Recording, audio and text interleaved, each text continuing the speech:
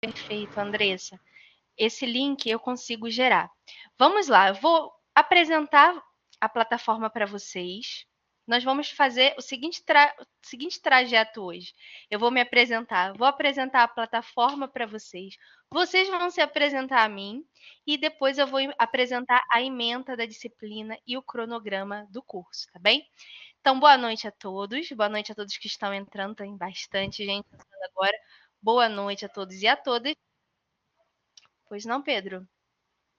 Pedro levantou a mão. Desculpa, foi só um teste. Tranquilo, sem problema. Sim, essa aula vai ficar gravada, Vinícius, mas vamos com calma. Eu vou explicar tudo para vocês. Vou explicar como funciona a plataforma, eu vou explicar o que vai acontecer nos nossos encontros, tá bem? Meu nome é Thaisa Botelho, eu sou professora de Direito, sou professora da Unidade Centro, tá bem? E como funcionam as nossas aulas virtuais? As nossas aulas virtuais, elas são direcionadas aos alunos de todas as unidades da Cândido Mendes. Ou seja, aqui nós vamos ter alunos da unidade Santa Cruz, da unidade Bangu, da unidade Tijuca, da unidade Jacarepaguá, da unidade Centro, da unidade Ipanema, Niterói, Araruama, Cabo Frio. Ou seja, nós temos alunos de todas as unidades da Cândido. Por isso, vocês vão perceber que nós temos muitas pessoas entrando e realmente a nossa turma é bastante grande, tá bom? Então, primeira coisa que eu vou pedir a vocês por gentileza, mantenham os seus microfones desligados. Eu já dou aula virtual síncrona, né? Na verdade, aula síncrona na Cândido há muitos anos, desde o início da pandemia. Então, eu sei que o início é um pouquinho complicado. A adaptação para a aula virtual é diferente da adaptação da aula presencial.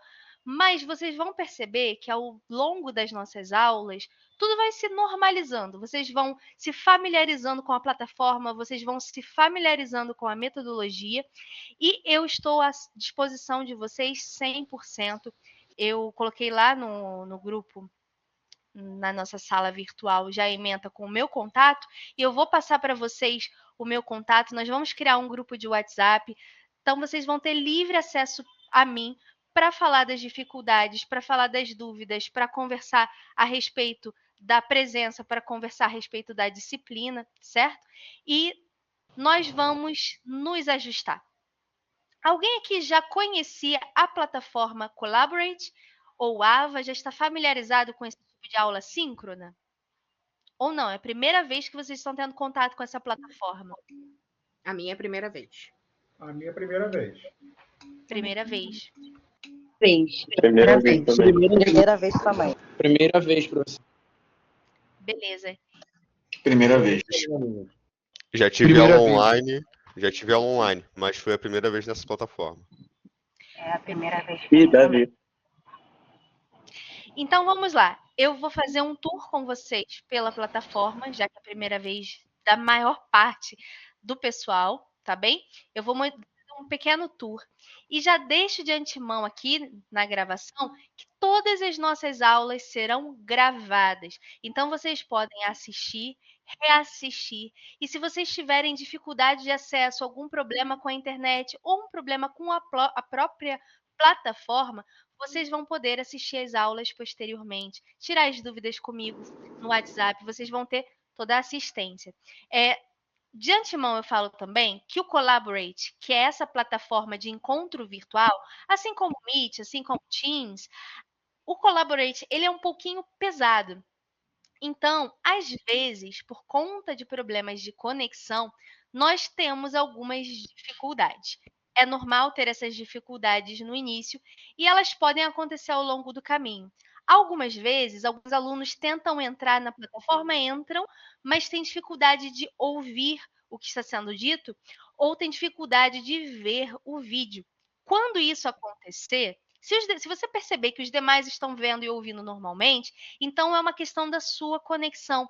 Recomendo que você saia da plataforma e você ingresse novamente lá no link, tá bem? Porque isso costuma acontecer. Se você não está conseguindo ter acesso às aulas, recomendo que você entre em contato imediatamente com a sua coordenação, a coordenação da sua unidade. Por quê? Meus amigos, realmente no início, as primeiras semanas, são um pouquinho mais complexas, porque alguns alunos acabaram de chegar no sistema da faculdade. Então, a página da sala virtual para esses alunos não está completamente configurada. Vocês vão ver como é a página configurada completamente, eu vou mostrar aqui para vocês. Mas alguns alunos que chegaram agora talvez não tenham a página 100% configurada. Isso tende a mudar na primeira semana. Se não mudar, vocês têm duas opções. Aqui no lado direito, no canto inferior direito da tela de vocês, tem uma engrenagenzinha. Essa engrenagem tem um item chamado suporte bate-papo lá no final. Esse suporte por bate-papo, ele serve para resolver problemas do Collaborate. Agora, se não for suficiente, eu recomendo que vocês entrem em contato com a unidade, porque eu não consigo fazê-los entrar na plataforma. Infelizmente, diferente do Google Meet, no Google Meet, a pessoa que é o host, né, aquele que está presidindo a reunião, ele pode fazer com que as pessoas ingressem na sala. Aqui não. Aqui cada um ingressa individualmente e eu não tenho qualquer controle. A única coisa que eu posso fazer, e eu peço que vocês me ajudem a lembrar, é enviar para vocês o link. Posso enviar sempre o link para aquelas pessoas que tiverem dificuldade de ingressar pelo sistema da faculdade, eu envio o link e vocês conseguem assistir.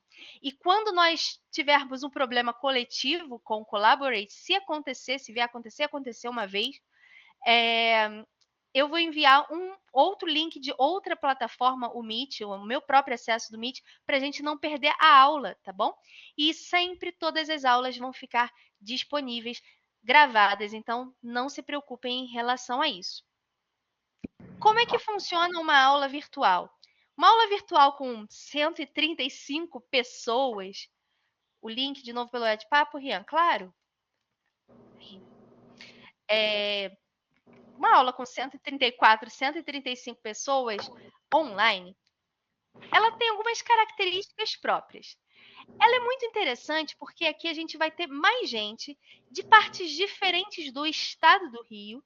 Então, nós vamos ter mais colaborações e visões de mundo diferentes, pessoas que já estudaram outras disciplinas, cada um de vocês com a própria bagagem de conhecimento, de história, de vida, que com certeza vão agregar ao debate, vão agregar à construção coletiva do conhecimento, porque eu não acredito num conhecimento que é passado de forma unilateral por um professor para os seus alunos. Nós construímos juntos o conhecimento.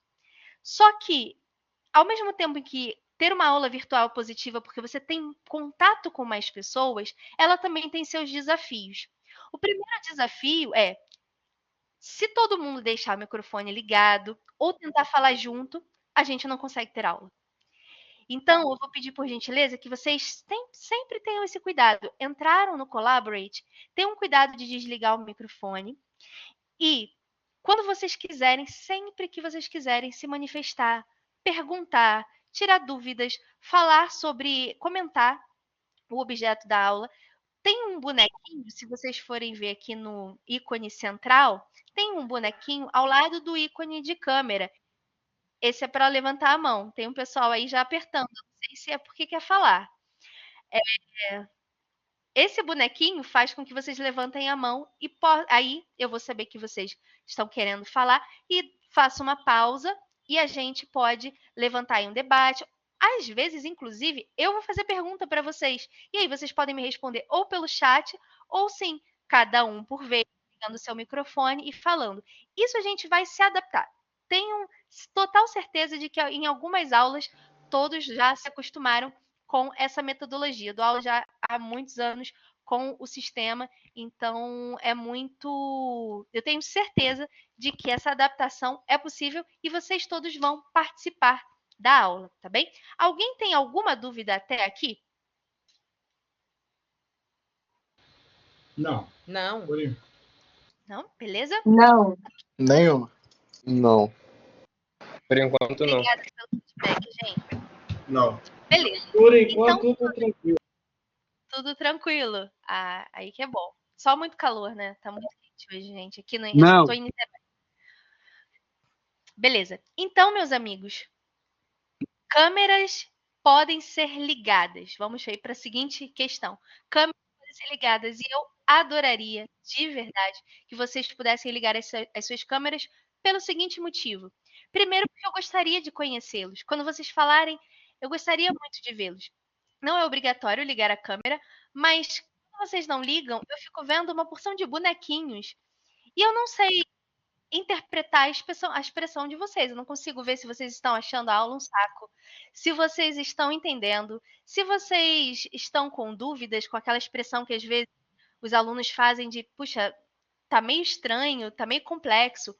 Seria muito legal se vocês pudessem abrir as câmeras. Agradeço aí, muito obrigada, Robson. Fiquem à vontade em relação a isso, mas eu agradeço muito se vocês abrirem as câmeras, tá bom? As aulas serão gravadas e agora eu vou mostrar para vocês como é que funciona a plataforma, onde encontramos as aulas gravadas, onde encontramos os materiais. Tranquilo, Davi, não se preocupa. Pedro, como funciona a contabilidade de presença? Então, Pedro, vamos lá. Esse é um assunto muito complexo. Em geral, a contabilidade da presença se dá pelo ingresso de vocês na aula. Quando vocês ingressam na aula, vocês passam a aparecer aqui no hall de presentes. Acontece que nós temos dois problemas de logística. Primeiro deles, eu não tenho como verificar, são 200 alunos, eu não tenho como verificar a presença de todos em todas as aulas. Isso é matematicamente impossível, humanamente impossível. Depois, que eu sei que muita gente a esse horário está saindo do trabalho, está na condução. Eu sei que tem muita gente que vai ter dificuldade, às vezes, de acessar por conta da conexão. E seria super, super injusto com essas pessoas eu não contabilizar a sua presença, sendo que elas vão assistir depois as aulas. Então, eu não costumo cobrar presença, tá bem? É claro que eu sei quantos alunos a turma tem e eu sei os alunos que participam mais. Eu sei, eu vou acabar conhecendo o nome da maioria de vocês aí, mas eu não tenho como contabilizar a presença toda semana. Então fiquem tranquilos em relação a isso. Agora, é claro, eu adoraria que vocês participassem, que vocês estivessem aqui, porque aqui vocês conseguem falar comigo, tirar as dúvidas, participar do debate, eu consigo escutá-los, eu consigo ter um feedback sobre a minha própria aula. Então, adoraria que vocês participassem aí ao longo das semanas e não apenas assistissem depois, como um aluno meu falou no 2.0. Um aluno outro dia falou para mim, professora, eu não consigo mais assistir nenhum vídeo no 1.0, agora é tudo 2.0. Então, não façam isso, assistam a aula. Eu garanto que nós vamos ter aqui uns debates bem legais sobre temas muito interessantes e o semestre, espero, vai ser muito proveitoso, tá bem? Vamos fazer aqui uma pequena viagem pelo nosso aplicativo. Vou compartilhar com vocês. Primeiro falando aqui do próprio Collaborate, né? Se vocês observarem, a tela de vocês tem no canto superior esquerdo. Pois não, Michele? Quer falar? Não? Beleza. No canto superior esquerdo tem uma câmerazinha. Isso significa que a aula está sendo gravada, bem? Então tudo que for falado aqui está sendo gravado. No lado direito, vocês vão ter o chat. Vocês conseguem interagir comigo tanto pelo chat quanto falando. Só tem um detalhe. Algumas pessoas que assistem pelo celular, às vezes se incomodam com muita gente falando no chat. Eu acho, eu não sei porque eu não uso no celular, mas eu acho que tem uma forma de você desativar o chat caso você queira, tá bom? Tem uma forma de desativar o chat. Eu só não posso dizer como, porque eu nunca fiz isso. Eu sempre deixo o chat aberto para poder ler o que vocês estão me falando. Beleza?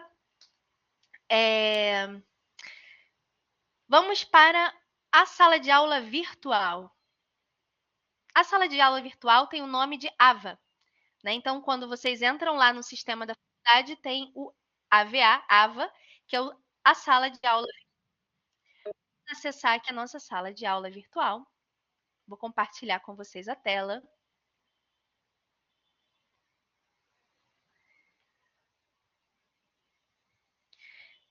Beleza. Essa é a nossa sala de aula virtual. Tem alguém que não está com a sala configurada assim ainda?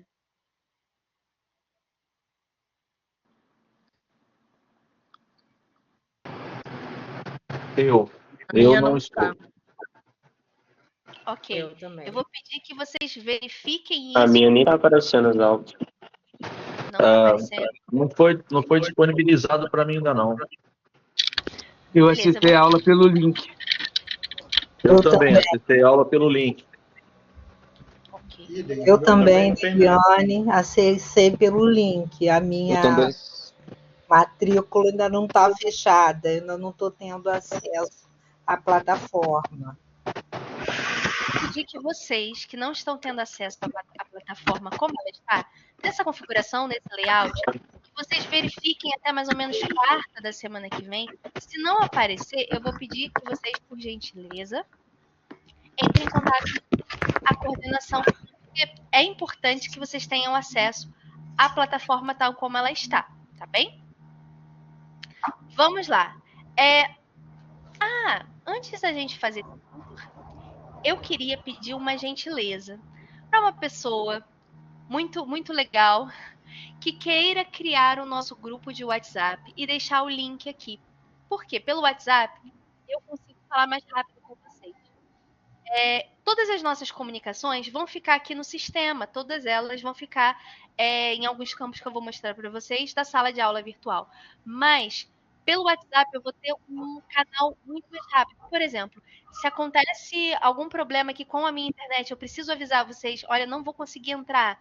Eu vou avisar, logicamente, ao coordenador, mas eu consigo avisar lá pelo WhatsApp.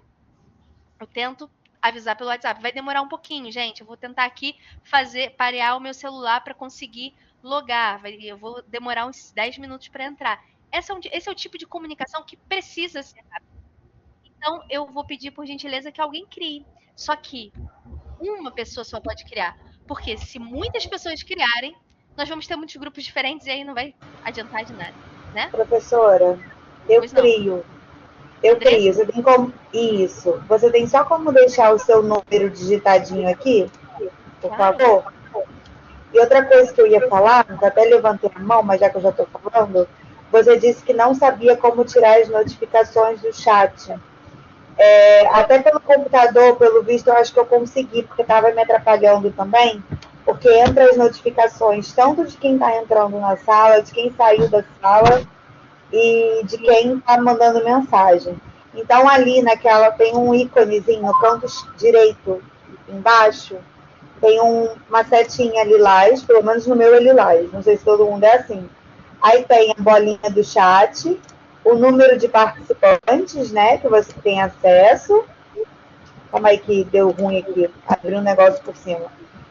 Aí do lado tem um ícone de configurações. Aí você consegue configurar as notificações ali, configurações de notificação. Eu deixei as notificações só pelo áudio, então eu sei que tem notificação, mas não vem aquele ícone de notificação. Então não atrapalha. Excelente. E você pode também tirar essa notificação, não tem problema. Você pode tirar todas as notificações e aí você fica olhando o chat. Para quem quiser, para quem acha que vai se atrapalhar assim, é só ir lá no ícone de configuração e pedir para tirar tudo. Tá bom? Tá bem, muito obrigada. Obrigada, Andressa. Excelente. Nada. Se vocês quiserem, e eu aconselho que façam, né? Façam as configurações de notificação para que não atrapalhe o ingresso das pessoas, a saída das pessoas na sala, tá bem? Vou mandar aqui o meu telefone, a Andressa vai criar pra gente o link do WhatsApp, tá? O grupo do WhatsApp, todos vão poder acessar, e aí eu já vou colocando toda semana os links lá para quem não conseguir entrar, ok? Professora, licença. O seu microfone deve estar batendo em alguma coisa ou encostando em algum lugar que quando a senhora está falando, está picotando e às vezes está fazendo som de batida. Aí tem coisa que não está dando para entender muito bem. O dela tá certinho. Tá todo mundo com essa dificuldade de me ouvir? Eu tô te ouvindo normalmente. Eu também. Será que não é o meu quando eu falei e ela confundiu? Não, eu tô É o da ouvindo bem Andressa, também. tá abafado. Tô escutando normalmente. Beleza. Talvez ela possa estar confundindo com o barulho da notificação. Isso. Então vamos lá. Deixa eu só Tem um concluir pessoal. aqui, pessoal. Vou concluir aqui, pessoal, por favor. Então, a Andressa vai criar pra gente o link, tá bem? Vou pedir que vocês deixem os microfones desligados. Lembre-se sempre disso. Todo mundo olhando, por favor, seu respectivo microfone. E aí, quando você quiser falar, você levanta a mão ou você fala aqui no chat que eu vou ler, tá bem? Mas deixem seus microfones desligados para não trazer esses ruídos, ok? Beleza. Então, vamos seguir. A Andressa vai criar o nosso grupo do WhatsApp, vai colocar o link aqui, a gente vai ingressar. E vamos falar sobre a nossa plataforma. Assim que vocês entrarem na sala de aula virtual, vocês vão ver avisos. Então, se tiver um aviso super importante para aquele dia, vai estar ali, nessa seção avisos. Vocês vão ver que eu já coloquei desde a semana passada, dois documentos aqui em PDF. O primeiro deles se chama Ementa da Disciplina e Contato da Professora. Eu já vou falar sobre este documento. Aqui vocês vão ver o programa da disciplina, tudo que nós vamos estudar, o conteúdo dividido por aulas, o que nós vamos estudar em cada aula, a bibliografia, as avaliações, como serão as avaliações, e ali embaixo o calendário, tá bom? Também tem o meu contato. Os meus e-mails, o meu WhatsApp. Quando vocês precisarem, sintam-se à vontade para entrar em contato. Abaixo dessa parte, dessa seção de avisos, vocês vão encontrar a sala virtual. Na sala virtual, vocês vão ver esse ícone aqui, acessar salas de aula. É aqui que a gente acessa as aulas. Então, quando eu tenho uma sessão, eu entro, clico em sala virtual, abre essa aba, eu clico em acessar salas de aula e eu vou mostrar para vocês o que acontece. Aqui. Acessar salas de aula, abrir em uma nova janela, aí abre para mim uma nova janela com as sessões que nós vamos ter e as suas datas. Vou mostrar aqui para vocês. Olha só. Salas virtuais. Quando eu clico aqui, vem todas as datas das nossas sessões. As seguintes que ainda não foram iniciadas e essa que está em andamento, tá bom? Aí, para participar, é só eu clicar nessa sala virtual e colocar participar da sessão. Dessa em andamento. As demais não vão abrir. Agora, muito importante, meus amigos, muito importante. Prestem bastante atenção. Quero assistir às aulas gravadas. Essa é uma dúvida que eu acho que eu vou responder até o último dia do nosso semestre, mas eu gostaria que todos prestassem atenção agora. Quero assistir às aulas gravadas. Como eu faço? Eu entro nesta página, faço todo esse caminho lá. Salas de aula, acessar salas de aula. Chego nessa página e vou clicar nesse ícone que está no canto superior esquerdo. Essas 3 linhas paralelas. Quando eu clicar aqui, vocês vão ver que nós temos sessões e gravações. Vou clicar em gravações. Aí vai aparecer para mim um conjunto de gravações, ou seja, todas as gravações que já foram feitas daquela aula. Então, eu vou pedir, por gentileza, vocês tenham cuidado com o microfone. Deixem o microfonezinho aí desligado, sem ruído. Pois não, Liliane? Você quer falar? Levanta a mão.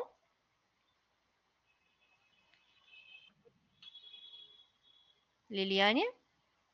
Não? Beleza. Então, vamos seguir aqui. Cliquei nesse ícone, apareceu gravações. Aqui não tem nenhuma gravação, porque essa é a nossa primeira aula. Mas, a partir da semana que vem, aliás, desde quando a gente encerrar essa sessão, a gravação da aula de hoje já vai aparecer aqui, tá bem? Quero filtrar gravações mais antigas. Eu vou para o canto superior direito. Aqui, ó, filtrar por gravações recentes. Eu vou colocar gravações de um intervalo. E aqui eu vou poder escolher a data das gravações que eu quero acessar, tá bem? Ah, professora, eu só estou vendo as gravações das últimas aulas, quero acessar a gravação das primeiras. Aí é só vir aqui em gravações de um intervalo e escolher a data. Alguma dúvida até aqui, meus amigos? Não. Não, nenhuma dúvida. Não. Não, nenhuma dúvida. Beleza, gente? Nenhuma dúvida. Então, vamos seguir no nosso tour. O que mais que tem na sala de aula virtual?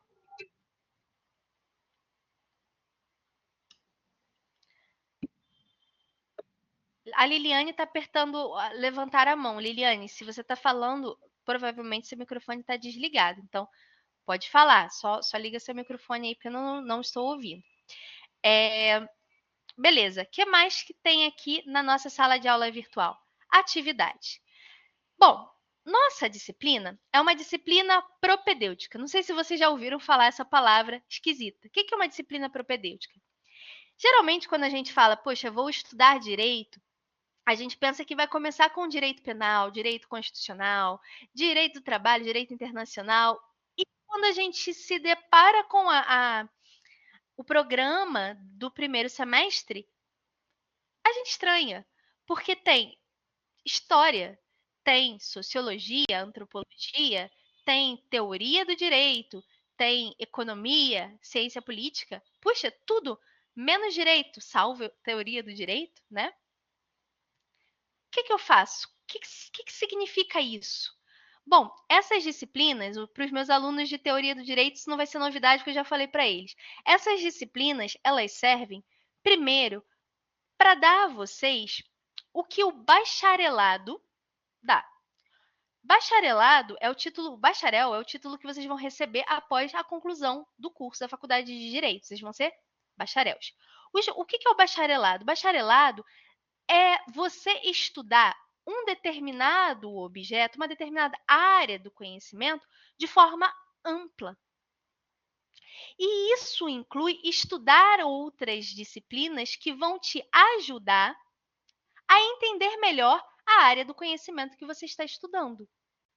Então, a ciência política, a história, a sociologia vão dar instrumentos para que vocês possam compreender melhor tudo o que forem estudar nos próximos semestres.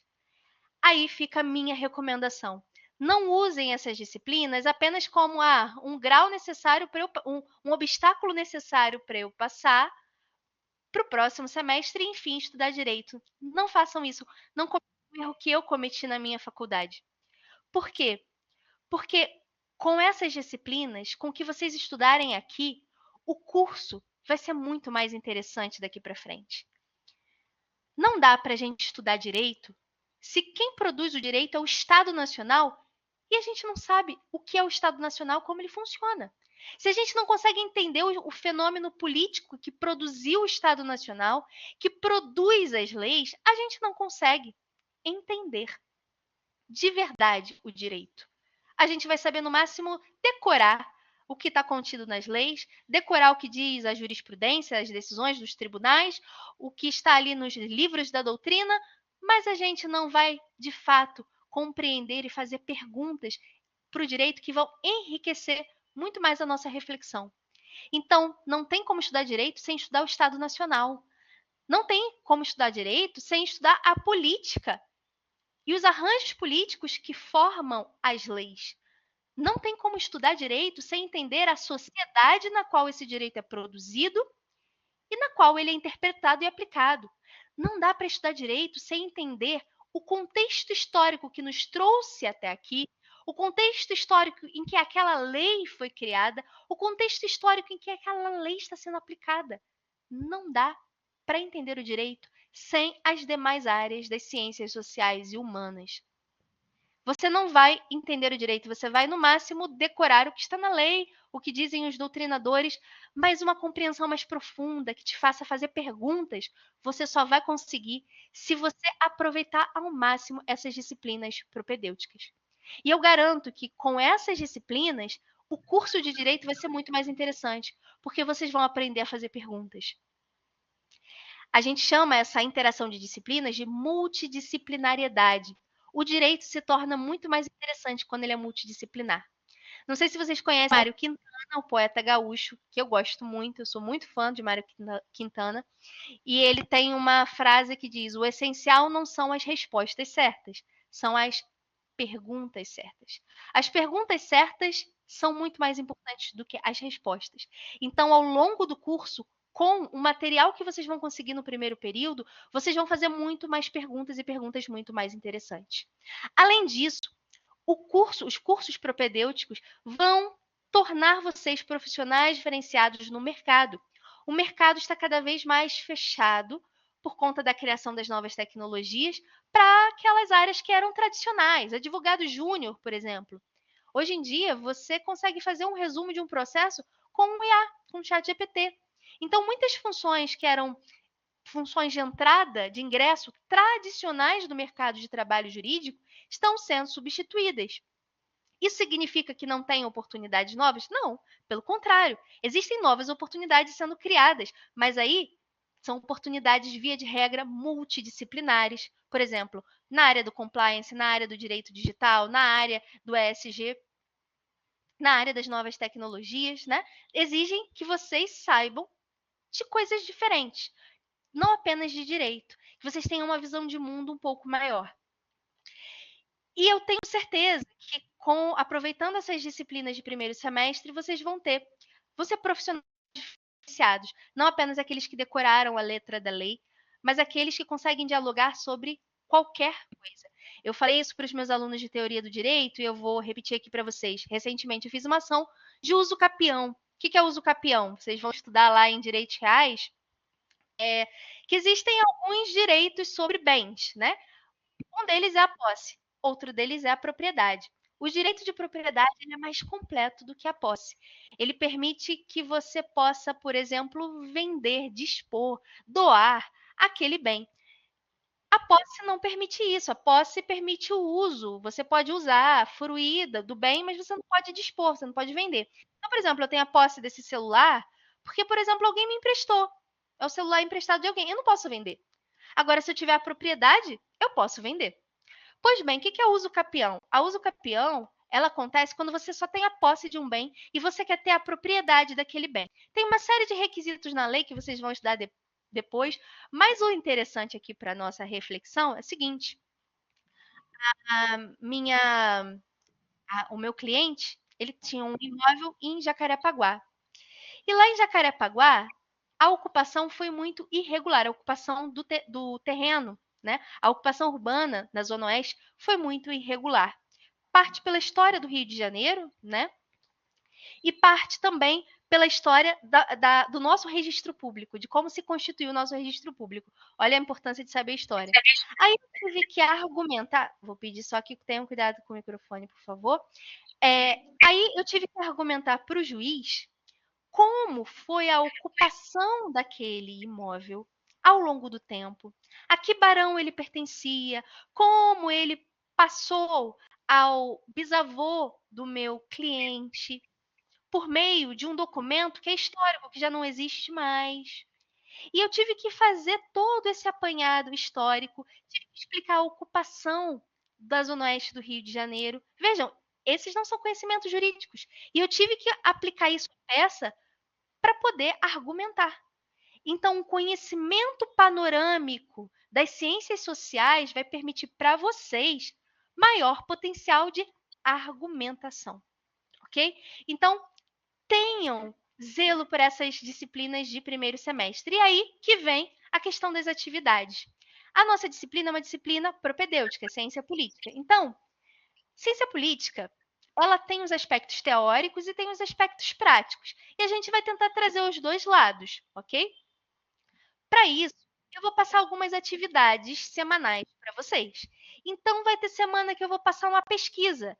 Vai ter semana que eu vou passar um pequeno texto para ler. Nunca nada muito grande, muito impossível. Porque eu sei que a galera que trabalha, geralmente faz faculdade à noite, trabalhou o dia inteiro.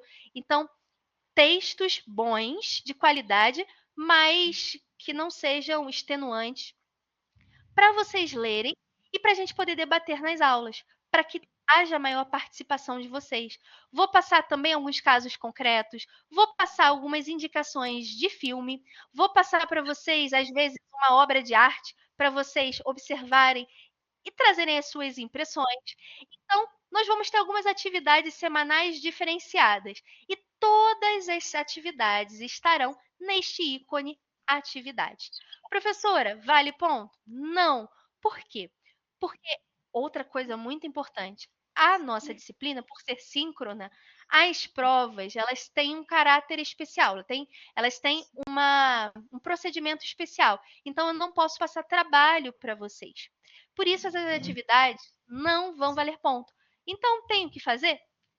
Não é obrigado, mas eu gostaria muito que fizesse. Por quê? Para esse meu discurso enorme sobre a importância das disciplinas propedêuticas, porque isso vai enriquecer a cultura geral de vocês, vai dar para vocês um fundamento maior para fazer perguntas ao longo do curso, e eu tenho certeza que vai enriquecer o nosso debate em sala de aula. Então, recomendo que façam as atividades, beleza? Seguindo Professora, aí. como é que vai funcionar as avaliações? Ah, muito boa pergunta. E já é o próximo item aqui, avaliações. Avaliações. Vocês vão ver esse ícone avaliações P1, P2 e P3. Vocês já devem ter ouvido de outros professores que a Cândido Mendes funciona com 3 provas. A P1 e a P2 são obrigatórias. E a sua média tem que ser pelo menos 6 para você passar. E a P3, professora? A P3, ela serve como uma prova de recuperação, caso você não tenha obtido a média 6. Ela serve para melhorar a sua média, se você quiser. Eu tenho alunos que estavam com a média 9, acreditem se quiser, média 9, e queriam fazer a P3 para que a média ficasse 10. Isso é muito curioso, mas eu entendo porque eu já fui meio assim, já me libertei, a terapia, a psicoterapia ajudou a me libertar do perfeccionismo, desse exagero, dessa autocobrança. Então, vocês não precisam tirar 10 para serem bons alunos. A prova, ela avalia, aliás, muito pouco do nosso conhecimento, mas elas servem como instrumentos avaliativos para qualquer instituição de ensino. Então, elas são necessárias. Terceira prova, portanto, uma prova de recuperação ou uma prova para você melhorar a sua nota. Professor, e se eu perdi a P1 ou a P2? Deixei de ir. Se você teve algum problema, você não conseguiu ir a P1 ou a P2, você pode também fazer a P3 em substituição, tá bom? A P3, portanto, também serve como uma prova de substituição ou para P1 ou para P2. Alguns casos excepcionais ainda tem uma prova especial. Por exemplo, se você não pôde ir a P1 porque você ficou doente, aconteceu um problema, você foi ao médico, você tem um atestado médico, você quebrou o braço, tem lá um atestado médico. Aí você tem que entrar com um requerimento para o seu coordenador. O seu coordenador vai entrar em contato comigo e aí a gente vai marcar uma prova especial, tá bom? Mas apenas para casos excepcionais e com requerimento. Se você faltou porque chegou atrasado ou porque deu algum problema, aí você vai fazer a P3, beleza? Como vão ser as provas? Presenciais. Todas as provas vão ser presenciais, de qualquer disciplina síncrona. Elas são provas presenciais, com 10 questões, múltipla escolha, cada uma valendo 1 ponto. Então, todas as provas são presenciais. Deu o dia da prova, vocês vão se dirigir à sua respectiva unidade. Então, se eu sou da unidade centro, no dia da prova de ciência política, eu vou para a unidade centro para fazer a prova de ciência política, certo?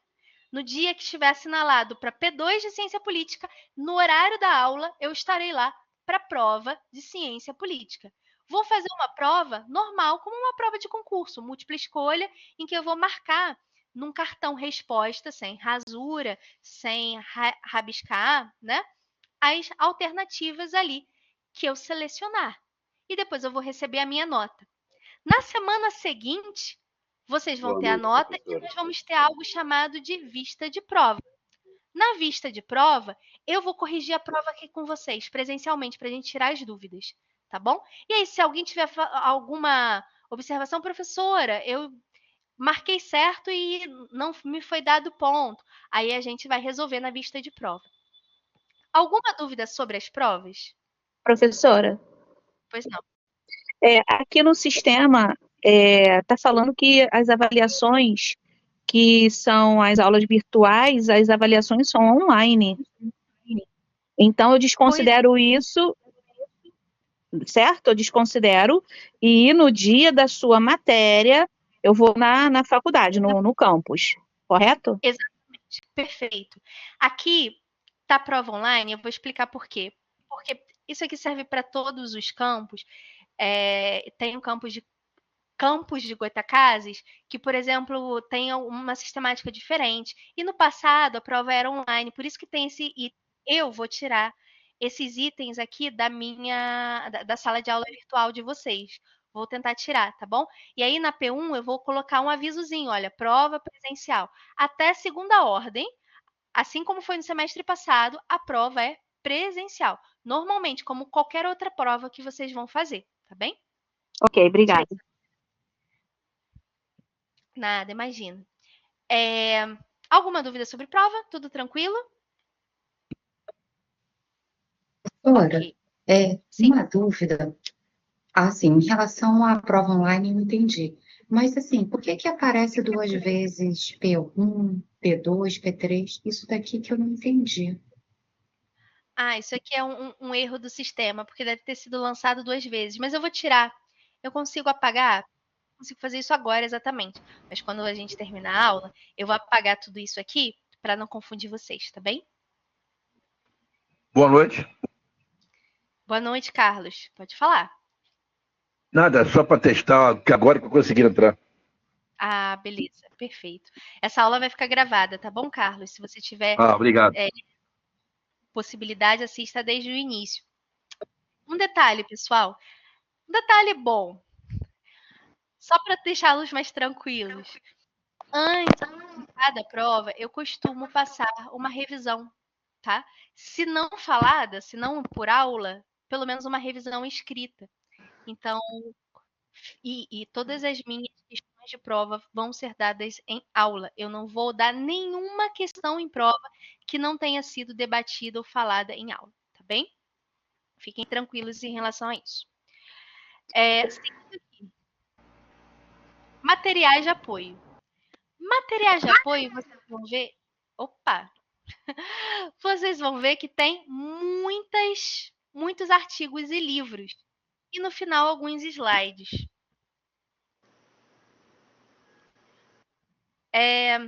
Aqui, vocês vão ver alguns artigos e livros que eu vou citar ao longo das nossas aulas.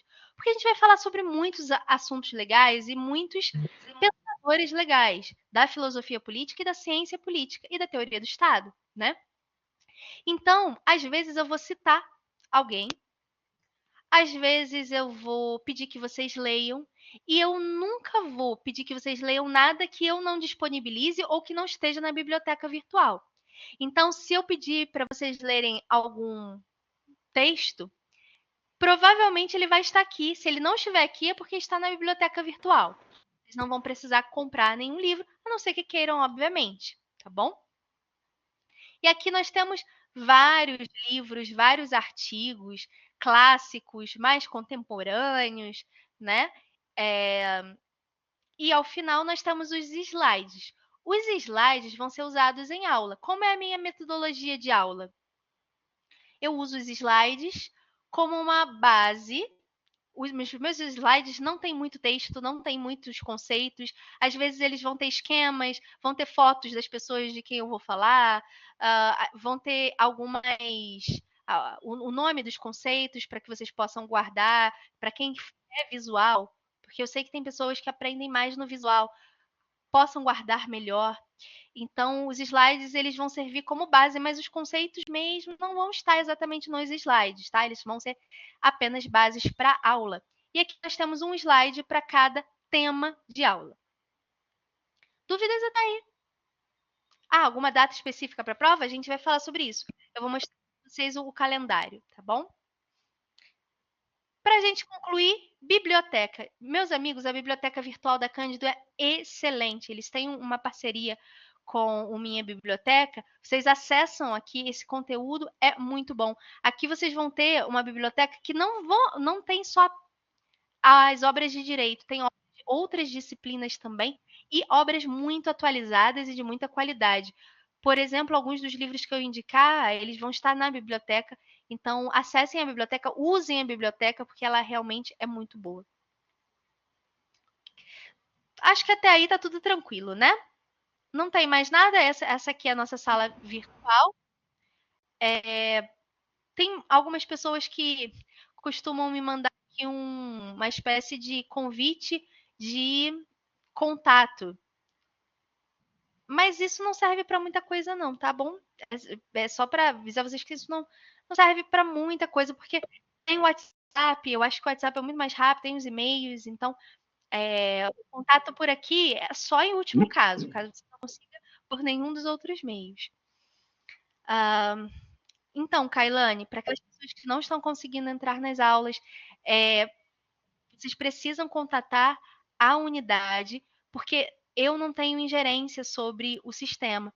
Então, provavelmente é uma questão, porque vocês chegaram agora à faculdade e a página virtual de vocês ainda está sendo configurada, ou é uma questão do próprio sistema que precisa ser resolvida pelos técnicos, tá bom? A P3 é obrigatória? Não, Larissa. Só a P1 e a P2. Você tem que fazer 2 provas, vamos lá. Ao longo do semestre, você tem que fazer 2 provas e tirar a média 6. Se você faltou a P1 ou a P2, aí você faz a P3. Ou se você não conseguiu a média 6, você faz a P3. Tá bem? Supri a sua dúvida? Nada, imagina. Vamos então para o nosso calendário. Essa aula é um pouquinho mais informacional, né? A gente vai introduzir a disciplina daqui a pouquinho, mas ela é uma aula muito importante porque eu sei que são muitas as dúvidas em relação ao sistema. E, meus amigos, ao longo do semestre eu recebo muitas dúvidas, então é bom a gente tentar retirar o máximo de dúvidas sobre o sistema agora. Por isso que a gente está falando sobre isso. Vou compartilhar com vocês aqui. Professora, uma dúvida.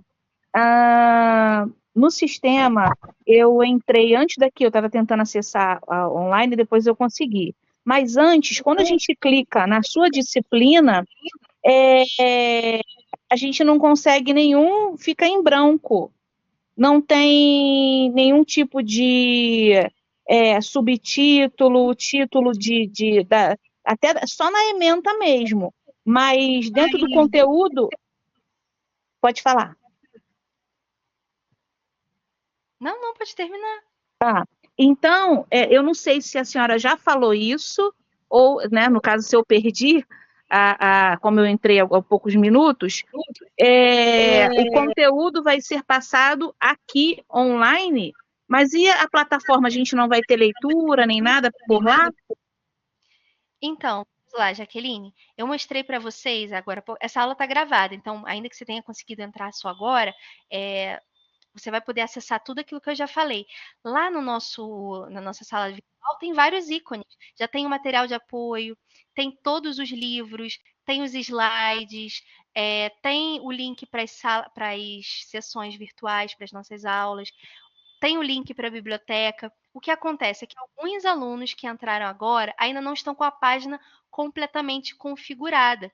Se você não está com a página como eu acabei de mostrar, com todos aqueles ícones, recomendo que você verifique se até o início da semana que vem não vai entrar.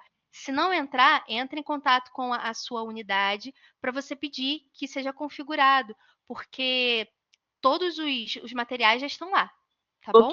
Ok. Imagina. Professora? Sim, pois não. Então, eu tenho uma dúvida que é em relação ao sistema. Eu reparei que não só na sua disciplina, mas na que é EAD também, tem esses checkzinhos ao lado desses subtítulos. É necessário que a gente marque sempre tudo isso, se for para ver nosso progresso? Não entendi muito bem essa parte. Vamos lá. Geralmente, os alunos fazem esse check para indicar que concluíram aquela... que viram. Eu vi aqui a ementa, aí eu vou lá e coloco o check. Nas atividades, quando vocês... as atividades, quando vocês vão ver, quando eu colocar lá, assistam ao filme tal, vai aparecer para vocês em aberto. Vocês não precisam, se eu não pedir, vocês não precisam colocar nada no sistema. Vocês não precisam fazer o upload de nenhum documento, vocês não precisam dar nenhuma resposta. Ah, professora, ainda está lá em aberto. Não tem problema. Só vou pedir que vocês façam upload e tal, de forma expressa. Então, assim, essa semana eu quero que vocês me enviem um parágrafo sobre este assunto aqui. Aí vocês podem me enviar. Agora, para as demais atividades, pode deixar lá em aberto que não vai ter problema nenhum, vai ter implicação nenhuma, tá bem? Tá bem. Isso é válido para EAD também? Você sabe me responder? Não sei. EAD é totalmente diferente. EAD, eu acho que as provas são virtuais. EAD é uma outra lógica. Aí eu realmente não sei. Tá bem, obrigada. Inclusive, eu acho, Manuela, que provavelmente para EAD vocês têm que dar a ciência ali de tudo que fizerem. Mas para virtual, aqui é como se a gente fosse uma grande sala de aula presencial, só que cada um na sua casa, né? Então, assim, não se preocupem com isso. Não perde presença não, gente. Eu não vou cobrar presença, como eu falei. Por quê? Obviamente que eu sei quantos alunos tem a turma, eu meço a frequência, tá? Mas eu não vejo e não marco quando você vai acessar, porque seria injusto da minha parte com os alunos que estão em deslocamento ou que estão com dificuldade de acesso, que vão assistir depois. Não fiquem preocupados com isso. Professora, a fala da colega me deu agora uma dúvida. Em relação a essas atividades que a senhora vai propor para a gente, como que a gente vai fazer para lançar as que precisam ser lançadas? Vai estar lá no campo atividades, vai ter como a gente fazer um upload? Sim. Porque eu posso criar qualquer tipo de atividade. Então, se eu crio um questionário, vocês respondem um questionário que eu criar. Se eu criar uma atividade que demande uma resposta, vai ter um campo para vocês fazerem o upload do documento. E se eu falar, mas assim, se eu criar uma atividade e for, sei lá, apenas pesquisa, e eu não pedir exatamente para fazer upload, aí realmente não precisa fazer nada, só pesquisa. Mas eu, via de regra, vou colocar isso bem expresso, tá? Olha, não é necessário apresentar respostas. Ou a pesquisa é individual e ela vai ficar com você, ela não precisa ser apresentada. Mas se eu pedir para apresentar, vai ter um campo para fazer o upload. Obrigada. Nada, imagina, Angélica. Vamos então aqui para a nossa parte do calendário acadêmico. Você já deve também ter tido contato com ele, mas eu vou explicar para quem ainda não teve de forma rápida aí. As nossas atividades começam aqui dia 4, né? Começaram dia 4 essa semana. Nós vamos ter aulas às sextas. Esses dias marcados em vermelho ou vinho são dias de feriado ou livres, tá? Os de vermelho são os feriados e os em vinho são os dias livres. São aqueles dias famosos em que enforcamos por conta de um feriado que cai aí perto do final de semana ou entre dois feriados. Pelo que eu vi aqui, as nossas aulas são às sextas, né? Então, nós não vamos ter aula no dia 18 de abril, por conta da Semana Santa. Nós não vamos ter aula no dia 2 de maio, porque vai ser um dia livre, já que o dia 1º de maio, dia do trabalhador, cai numa quinta-feira. E nós não vamos ter aula no dia 19 de junho, porque no dia 19 de junho é feriado de Corpus Christi, tá bom? Então, apenas nesses 3 dias. Esses dias marcados em verde são os dias das nossas provas. Então, em abril, nós vamos ter a P1 dos dias 3 ao dia 9, do dia 3 ao dia 9 de abril. A nossa prova vai ser na sexta-feira, vai ser dia 4, né? 3, 4, sexta-feira.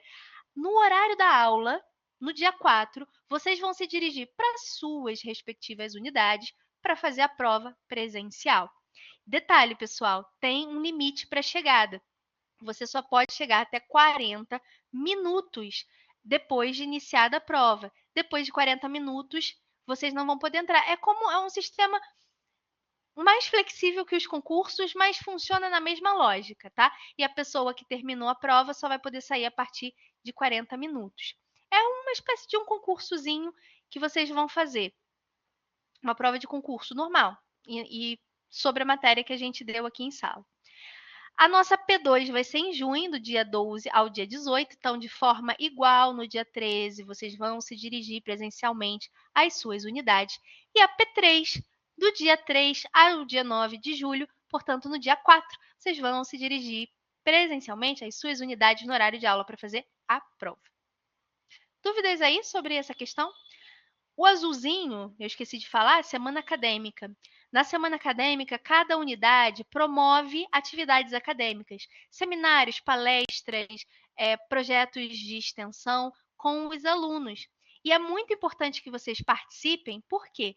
Porque, primeiro, que vocês vão conhecer outras pessoas, ouvir outros temas, e depois que vocês vão ter as horas PAC, as horas de atividade complementar. Não deixe para cumprir as atividades complementares no final da faculdade. Façam isso na primeira metade da faculdade. Sigam esse conselho porque na segunda metade vocês vão ter estágio, vocês vão ter o escritório modelo da faculdade, né, a prática jurídica, vocês vão ter que assistir audiências, vocês vão ter o próprio trabalho, o TCC, é muita coisa. Então, cumpram agora as atividades complementares, perdão, para que vocês possam, de forma prévia, ter as atividades de maneira mais fluida e tranquila. E tudo conta, tá? Se você foi ao cinema, se você foi assistir a uma exposição, se você foi assistir a um concerto, ao teatro, você pode pegar o comprovante daquela atividade e ingressar no sistema, no campo específico que eu realmente não sei, vocês têm que ver com a coordenação qual é, para contar como atividade complementar. Cursos também que vocês façam, cursos de idiomas, enfim.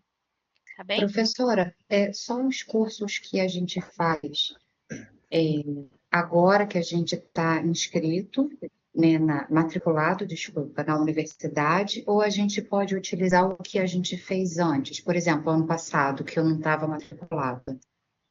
São só os cursos durante a matrícula, quando vocês iniciaram, porque vocês, à medida em que vocês forem fazendo, acho que a cada semestre, se eu não me engano, vocês têm que fazer o upload dos comprovantes no sistema.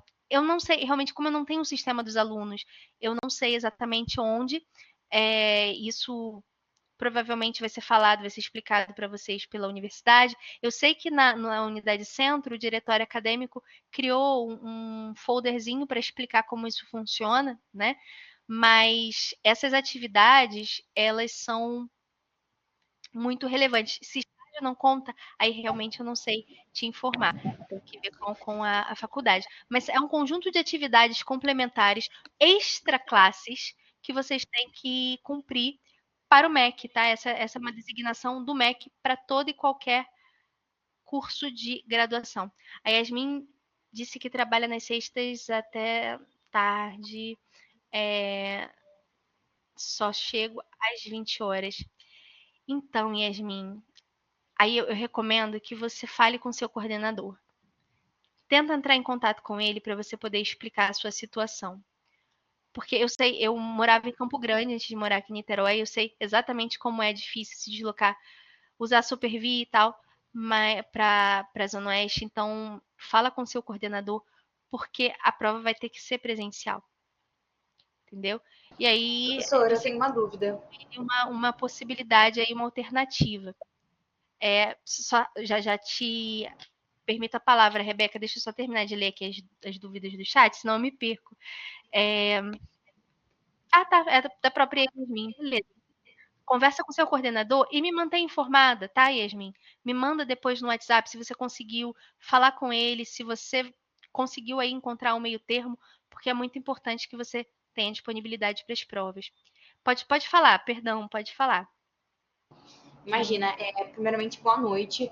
Eu queria saber se essas atividades que a gente tem, essas palestras, enfim, esses seminários da semana acadêmica, elas contam como essas atividades extracurriculares ou não contam por serem oferecidas pela universidade? Contam. Todos os seminários que forem oferecidos, todos eles que forem oferecidos pela universidade, inclusive os virtuais. Parece que os virtuais você tem que tirar um print da tela para poder fazer a comprovação. E os presenciais geralmente têm certificado, lista de presença. Aí todos eles vão contar como atividade complementar. Tá bem? E a gente faz o registro dessas atividades aqui pelo sistema ou é na secretaria? Você sabe me informar? Isso eu não sei, gente. Eu tenho certeza que é pelo sistema, porque eu já ouvi falar de outros alunos que é pelo sistema. Agora, como exatamente, eu não sei. Também não sei quantas horas PAC atualmente são necessárias. Cada instituição organiza isso de uma maneira diferente. Agora, minhas dicas, e eu posso até colocar isso lá no AVA, se vocês quiserem, na nossa sala de aula virtual. Tem umas dicas legais, tipo assim, Emerge. A Emerge, a Escola de Magistratura do Rio de Janeiro, sempre tem muitos eventos, muitas palestras e sobre temas mais variados possíveis e muito interessantes. E aí vocês podem acompanhar lá no site da Emerge, vocês vão recebendo no e-mail todas as palestras que eles fazem e eles dão certificado. Outra dica legal é o Instituto Legislativo Brasileiro, que é uma página do Senado Federal, Instituto Legislativo Brasileiro, ILB. É uma página do Senado Federal com vários cursos e cursos rápidos, tipo assim, introdução ao direito do consumidor. Tem curso sobre ideologias políticas, para quem quer entender, sei lá, social-democracia, liberalismo, tem um curso sobre liberalismo. Todos eles são gratuitos e tem ali um certificado ao final, e todos eles são cursos virtuais. Então, vale a pena dar uma olhadinha e conta bastante para as horas PAC, tá bem? Professora, como é que é a sigla? Emerge? Emerge, a Escola de Magistratura do Estado do Rio de Janeiro, tá bem? Obrigado. E o outro é o Instituto Legislativo Brasileiro do Senado Federal. Muito obrigado. Nada, imagina. Bom, É isso? vamos lá, gente. Desculpa te interromper. Claro. Você tinha falado. Eu não entendi muito bem, na hora eu me distraí. Você tinha falado, não deixe de fazer isso, porque daqui a pouco vocês vão estar no estágio, vai ficar muito sobrecarregado. Eu não entendi muito bem. Ah, tá. Eu falei para vocês não deixarem de fazer as horas de atividade complementar muito para o final da faculdade, ali nos 2 últimos anos, porque lá fica mais complicado. E a experiência própria. E ouvir nos alunos, entendeu? Ah, tá. É só nos 2 últimos anos, não é agora. Não, veja bem. Isso aqui é um conselho. Você pode fazer quando você quiser. Se você quiser deixar para fazer, se você quiser deixar para fazer um pouquinho em cada semestre, e isso aí não tem problema. É só um conselho que eu dou para não deixar tudo para o final da faculdade, porque no final tem muita coisa acontecendo. Vai ter OAB, vai ter TCC, vai ter estágio, vai ter prática jurídica, vai ter audiência, é muita coisa. Sim. Só mais uma pergunta. Se eu fizer essas atividades complementares, tem como eu colocar que eu estou tendo atividade jurídica para prestar concursos? Então, Davi, sobre esses detalhes específicos, eu não sei, porque são detalhes que geralmente quem vai responder é a coordenação pedagógica. Eu realmente não tenho certeza, e para não falar algo equivocado para vocês, eu prefiro que vocês procurem diretamente a coordenação, tá bem? Ou a secretaria, de repente o pessoal da secretaria pode ajudar também. Ah, tá. Muito obrigado. Tá bom? Nada, imagina. Desculpa Então, interromper. assim, não, imagina, que isso. Fiquem à vontade. Eu vou passar aqui para vocês, então, para a gente concluir essa parte de exposição das bases, dos fundamentos, a nossa ementa, o nosso programa da disciplina. Professor, Pois não. essas aulas extracurriculares já estão disponíveis para fazer ou ainda não? Aulas extracurriculares. Não, então vamos lá, João. O que são as horas PAC? Horas de atividade complementar. É tudo que vocês fizerem de atividade artística, cultural, jurídica, fora da faculdade. Ou até oferecida pela faculdade, mas extra classe, extra disciplina. Então, por exemplo, se você vai a um cinema, se você vai a um teatro, se você assiste a uma palestra, se você vai a um seminário, se você participa de um trabalho voluntário, aí tem que ver com a universidade o que vai ser validado e o que não, tá? A própria universidade que vê isso.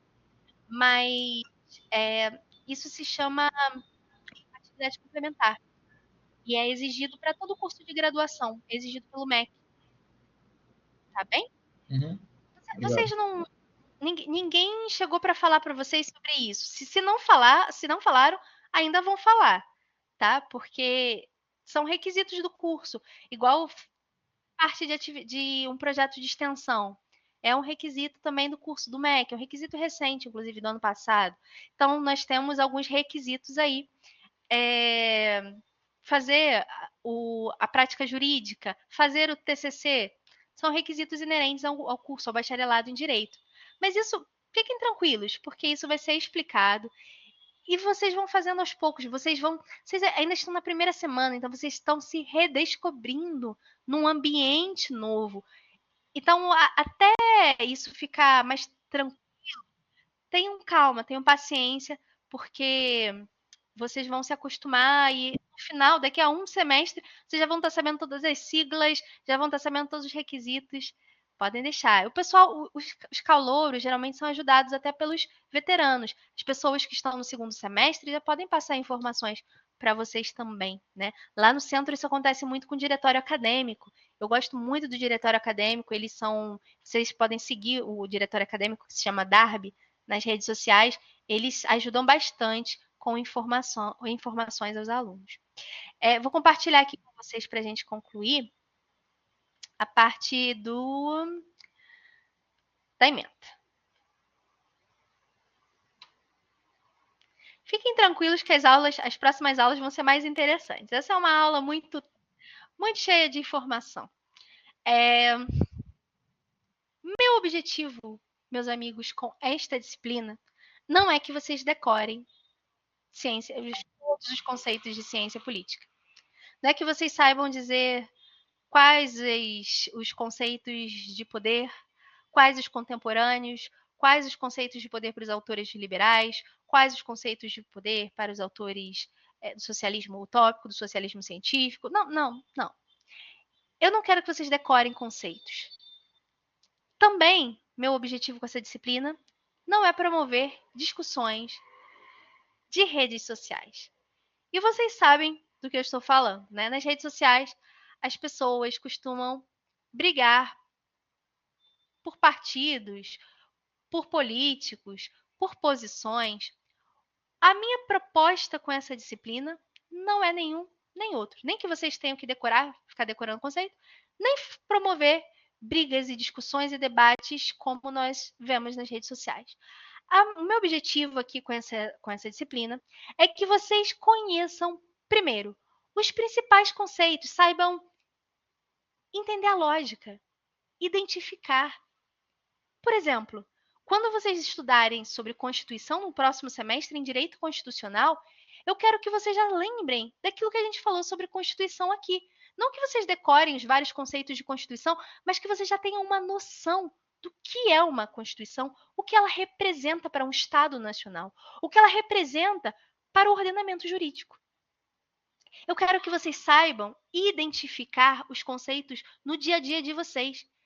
Que vocês olhem para uma situação, para uma matéria de jornal e entendam os conceitos que estão sendo trazidos ali. Por exemplo, federalismo, controle de constitucionalidade, Senado Federal. O que faz o Senado Federal? Qual a diferença da função do Senado Federal para a função dos vereadores? Senadores e vereadores? Qual a diferença dos dois? Saber essas questões, esses conceitos básicos, e não de forma decorada, mas de forma que vocês consigam identificar no dia a dia de vocês. Que vocês consigam ver a política no dia a dia de vocês. Esse é o meu primeiro objetivo. E o meu segundo objetivo é que nós aprendamos a estudar fenômenos políticos. A gente não vai debater quem está certo, quem está errado, a gente vai debater o fenômeno. Então, por exemplo, quando nós falarmos sobre polarização política, que acontece no Brasil, alguns autores dizem que não acontece, a gente vai falar um pouquinho sobre isso, mas a gente vai tentar entender o conflito de cima, como se a gente estivesse observando o que acontece. Nós não vamos tomar um partido das redes sociais, não vamos promover debates das redes sociais que são inócuos, que não servem para nada. Até porque muitos dos debates das redes sociais utilizam conceitos da ciência política de forma equivocada, vocês vão ver isso. certo? Então, o objetivo é a gente entender como é que acontece o fenômeno político. Por que isso está acontecendo? E fazer perguntas. Por que isso está acontecendo da maneira como está acontecendo? É isso que a ciência política tem por objetivo. A ciência política, ela justamente tem por objetivo fazer ciência. Ou seja, usar um método científico para conhecer um objeto, para tentar compreender um objeto, criar hipóteses, testar hipóteses, criar teses, criar teorias. O que são teorias? Visões de mundo. Perspectivas. E uma forma também da gente tentar simplificar a realidade. A realidade é muito complexa. Eu falo para os meus alunos de teoria do direito, se eu falar agora para vocês, sintam a textura da roupa de vocês. Vocês vão começar a perceber a textura da roupa de vocês. Será que o cérebro não estava prestando atenção antes na textura? Estava. O cérebro de vocês está ligado no barulho que está acontecendo aí ao lado, na textura da roupa, na temperatura do ar, nos cheiros, nos outros sons, no que vocês estão vendo.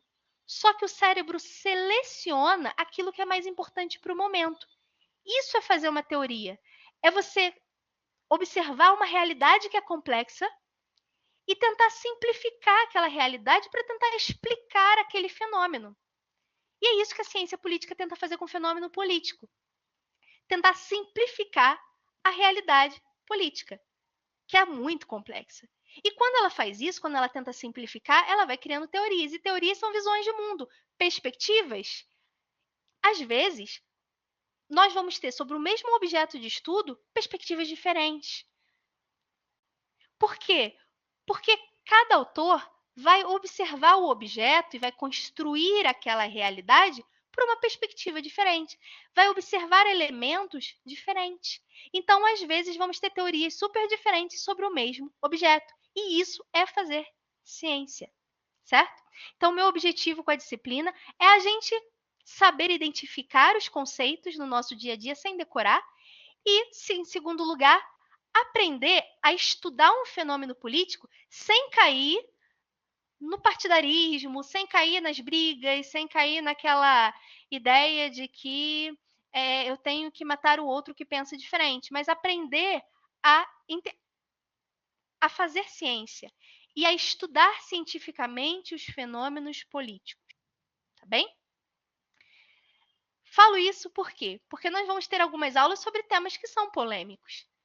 E com qual o meu objetivo? Não é criar polêmica. É que vocês entendam os fenômenos políticos por várias perspectivas e, claro, tirem as próprias conclusões. Tá bem? Dito isso, vamos para a segunda parte aqui da nossa emenda, que é o cronograma de aulas. Avaliações, já falamos a respeito, certo? Cronograma de aulas, nós temos o curso dividido em 4 módulos, tá? Mas esses 4 módulos, eles basicamente refletem o título do nosso curso. Vocês repararam que é um título duplo: Ciência Política e Teoria do Estado. A ciência política, ela é uma das ciências sociais, tá bem? Ela é uma área muito grande que tenta compreender o fenômeno político. Você pode estudar a ciência política sob muitas perspectivas. Tem uma das áreas da ciência política, portanto, é um objeto aqui um pouco mais recortado, que estuda o Estado Nacional. Por quê? O Estado Nacional se tornou, não era, mas se tornou a principal forma de organização política do mundo. O Estado Nacional nem sempre existiu, a gente vai ter uma aula sobre isso. Ele tem um nascimento específico ali na Europa, entre a Idade Média e a Idade Moderna. Só que ele vai se expandindo, vai se tomando conta de tudo, e hoje é a principal forma de organização política. E o Estado Nacional é quem produz o direito. Então, nós vamos estudar a ciência política, mas vamos também ter um momento de enfoque numa das áreas da ciência política, que é a teoria do Estado, que tem por objeto estudar o Estado Nacional, porque é o Estado Nacional quem produz o direito. Tá bem? Então, como a gente divide o curso? Primeiro, nós vamos estudar conceitos básicos de ciência política. Isso é tudo da ciência política? Com certeza não, meus amigos. Ciência política é toda uma graduação. A gente aqui só vai conseguir falar de alguns conceitos. Alguns poucos conceitos, por causa do nosso tempo. Tá bem? Quais vão ser esses conceitos principais? Primeiro, o próprio conceito de política, que vai ser o objeto da nossa próxima aula. O que é a política e onde ela está presente. Eu consigo ver política no dia a dia ou política é coisa de engravatado lá de Brasília? Política é coisa de engravatado? Política é coisa nossa? Política é coisa que eu consigo ver no meu dia a dia? Esse é o objetivo da primeira aula. Depois nós vamos estudar sobre o que é um bom governante. O que é considerado uma virtude de um bom governante? Ou as virtudes, o conjunto de virtudes de um bom governante. A gente pode medir o governante se ele é bom ou mal? Como é que a gente faz isso? Como os autores da filosofia política fizeram isso? Como Maquiavel fez isso lá no século XVI? E como nós fazemos isso hoje? Certo? Terceira aula. Poder. A noção de poder e dominação. Então, nós vamos falar sobre esse conceito que é tão fundamental para a política, que é poder. Na quarta aula, a gente conclui essa primeira parte, falando sobre... E aí vem a aula mais legal do semestre.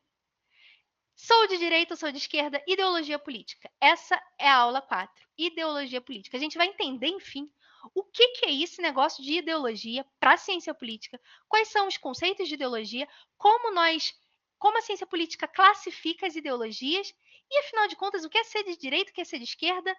Só para início de conversa e para deixar vocês com uma curiosidade, esquerda e direita não são ideologias, tá? A galera que fala, olha, eu sou de esquerda, eu sou de direita. Esquerda e direita não tem um conteúdo em si, não tem um conjunto de ideias ali. Esquerda e direita é apenas uma classificação.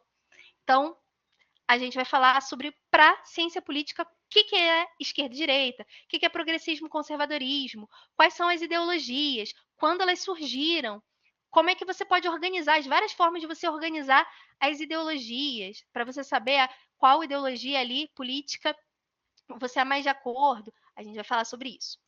Dito isso, vamos encerrar a parte dos conceitos de ciência política e vamos começar a falar sobre teoria do Estado. Vamos falar sobre a origem do Estado Nacional. Quando surgiu? Que negócio é esse?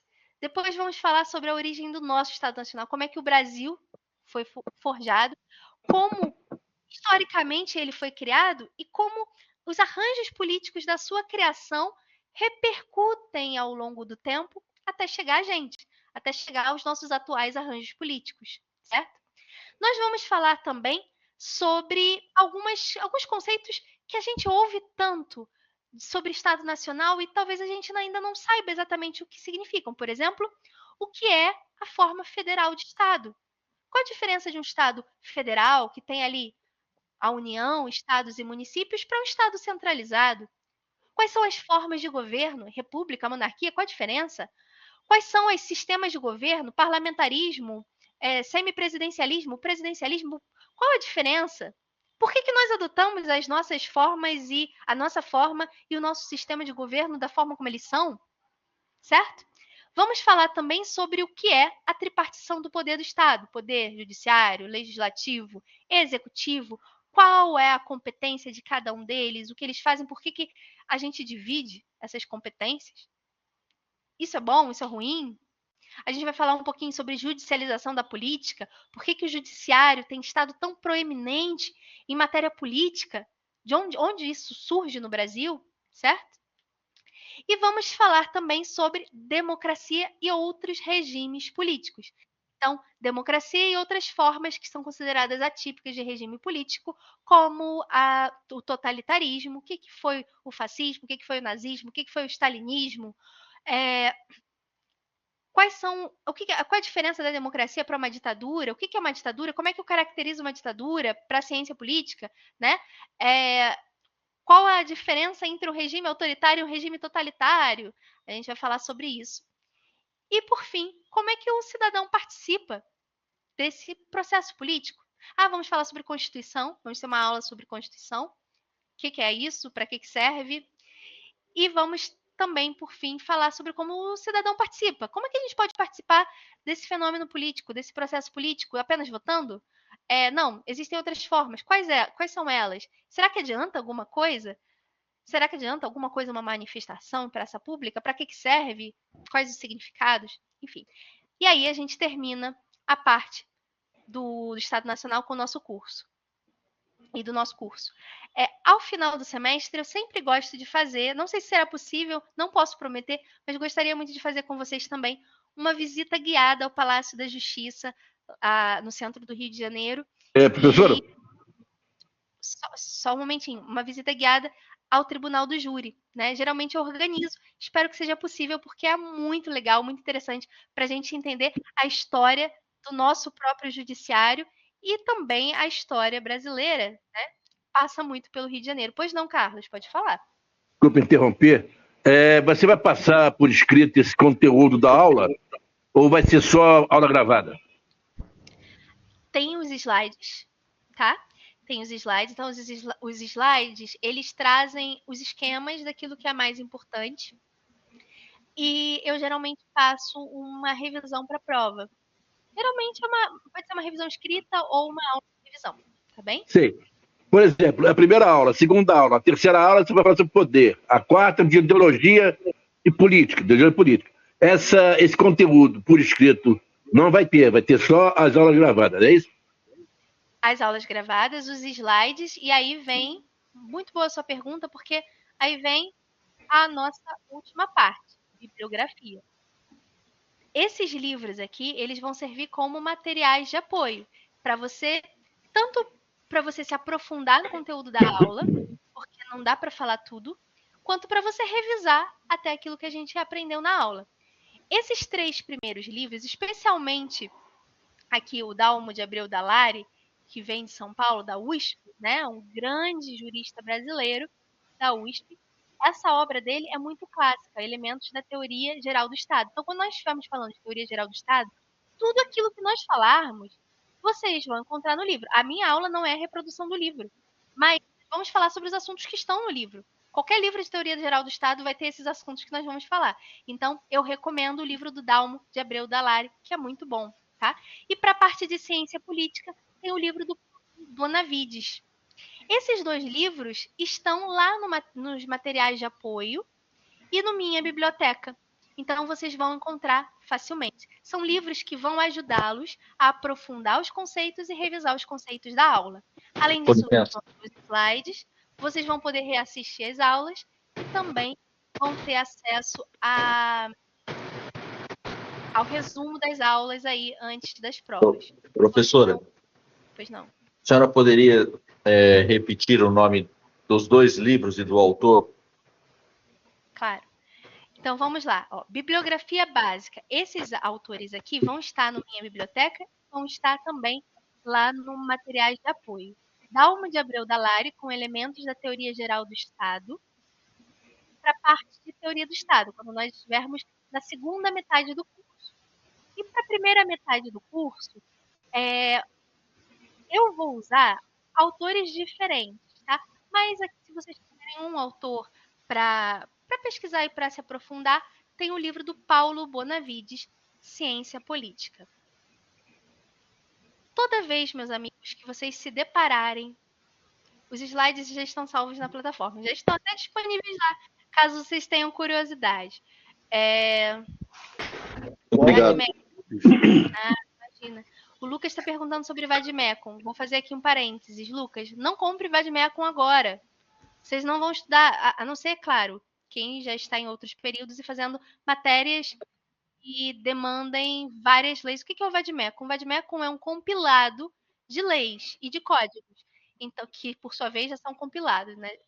Então, o Vademecum vai ter o Código Civil, o Código Penal, o Código de Processo Civil, o Código de Processo Penal, CLT, Consolidação das Leis Trabalhistas, vai ter a Constituição, vai ter as leis principais, vai ter a Lei de Introdução ao Direito Brasileiro, vai ter a Lei de Imigração, vai ter a Lei de Licitações, enfim. Vai ter o Código Tributário Nacional. Ele vai ter muita legislação. Não compre agora, porque você não vai usar no primeiro semestre e porque a legislação está sendo constantemente atualizada. Então, se você compra agora, no próximo semestre, provavelmente algumas leis já foram modificadas, outras entraram, outras saíram, e aí algumas foram revogadas, e aí você vai ter que comprar de novo, então não vale a pena. Compre o Vademecum apenas quando você sentir que você tem ali muitas disciplinas, que você usa muitas leis diferentes, e para não ficar carregando vários códigos, você compra um compilado de códigos, tá bem? Porque eu não fiz a matrícula. Mas eu super entendo isso, Andressa. É uma animação boa por começar a faculdade, é um sentimento bom. Pois não, pode falar. Perdão, qual o nome dos livros mesmo? Gente, olha só, essa bibliografia básica está na ementa que já está lá no sistema. Eu vou colocar lá no Eu grupo ia falar isso.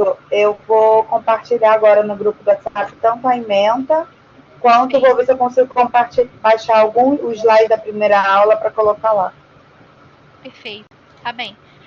Meus amigos, Elementos da Teoria Geral do Estado, do Dalmo Dallari, Ciência Política do Paulo Bonavides, mas ao longo do semestre nós vamos falando de muitos outros autores que estão abaixo, ó. Vou mostrar para vocês. E todos vão estar na ementa. Todos que nós usarmos na ementa, ó. Nós vamos ter uma aula em que a gente vai falar do livro do José Murilo de Carvalho. Vamos ter uma aula, aliás, a próxima aula, nós vamos falar, eu vou pedir que vocês leiam o livro do João, 2 capítulos, tá? Cada um de 3 páginas, 4 páginas, o livro do João Ubaldo Ribeiro, Política, que é muito legal, porque o João Ubaldo Ribeiro, ele não é um teórico, ele é um jornalista, e ele escreve um livro, cada capítulo tem 3, 4 páginas, muito legal sobre política, é um livro muito fácil de entender, e aí eu vou pedir que vocês leiam os 2 primeiros capítulos para a aula que vem. Então, assim, à medida em que nós formos desenvolvendo as aulas, vocês vão ver toda essa galera de alguma maneira aqui, tá bom? Eu não vou pedir que vocês leiam todos, obviamente, mas vocês vão ter esse conteúdo, tipo assim, gostei muito dessa aula. A professora falou sobre a Nádia Urbinati, que fala sobre democracia representativa. Então, eu gostei muito dessa aula, gostei muito do que ela falou da Nádia Urbinati. Vou lá em materiais de apoio e vou procurar o artigo que a professora colocou para eu ler mais. Essa é a ideia. Tá bem? E ao final aqui eu coloco uma filmografia. Porque eu também vou indicar filmes para vocês. Eu adoro cinema, adoro arte, adoro teatro, adoro literatura. Então eu vou estar sempre trazendo para vocês alguns desses elementos que também nos ajudam a explicar, que nos dão respostas sobre essa realidade complexa. E eu vou indicar também um filme para a próxima aula, tá bem?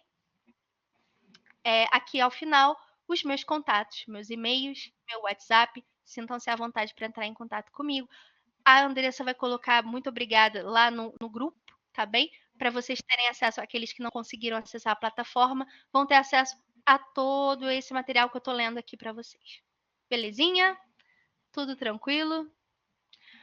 Ok, gente. Então vamos tomar um fôlego aí pra gente fazer uma pequena e breve introdução da matéria. Oi, pois Dá não. licença, professora. Pode repetir para mim de novo o nome do livro que a gente tem que ler para a aula de semana que vem, por favor? Mas eu vou falar dele. Eu vou falar dele agora. Porque eu vou fazer uma breve introdução e aí eu vou falar dele. Tá bom, obrigada. Meus amigos, me digam uma coisa. Vocês conseguem identificar algum elemento de política no fato de você acordar de manhã cedo?